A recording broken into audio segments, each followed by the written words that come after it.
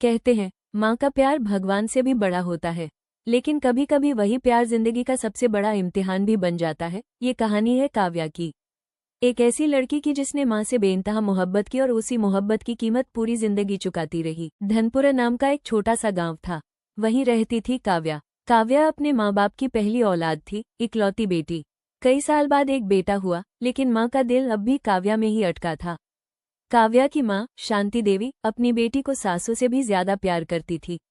अगर काव्या रो दे तो माँ का दिल कंप जाता, अगर काव्या हंस दे तो माँ को लगता आज भगवान मिल गया।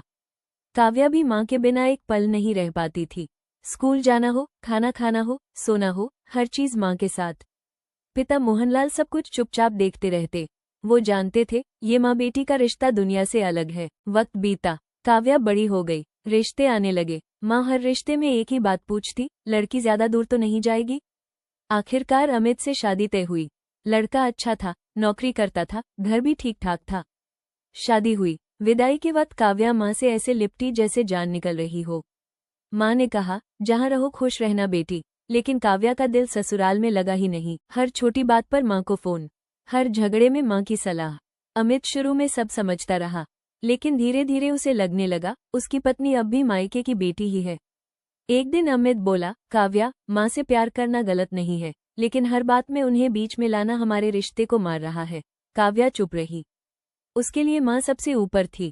झगड़े बढ़ते गए, घर में तनाव फैल गया, और एक दिन कागजों पर एक शब्द लिखा गया, तलाक। तलाक के बाद काव्या वापस मायके आ गई। माँ ने उसे गले से लगा लिया, मेरी बेटी है, मैं हूँ उसके लिए। लेकिन पिता टूट चुके थे। गांव की बातें, समाज के ताने, सब उन्हें अंदर से खा रहे थे। कुछ समय बाद दूसरी शादी तय हुई। लड़के का नाम था विक्रम। शुरुआत में सब ठीक लगा, लेकिन शादी के कुछ महीनों बाद असली चेहरा सामने आ गया। विक्रम शराबी था, नशे में गालियां, हाथ उठाना और शक। काव्या हर रात रोती, हर सुबह माँ को फोन करती। माँ बेबस थी, दूरी कुछ नहीं कर सकती थी। एक दिन विक्रम ने काव्या को घर से निकाल दिया। कुछ महीनों बाद उसने दूसरी औरत से शादी कर ली। इस सदमे ने काव्या के माँ बाप को तोड़ दिया।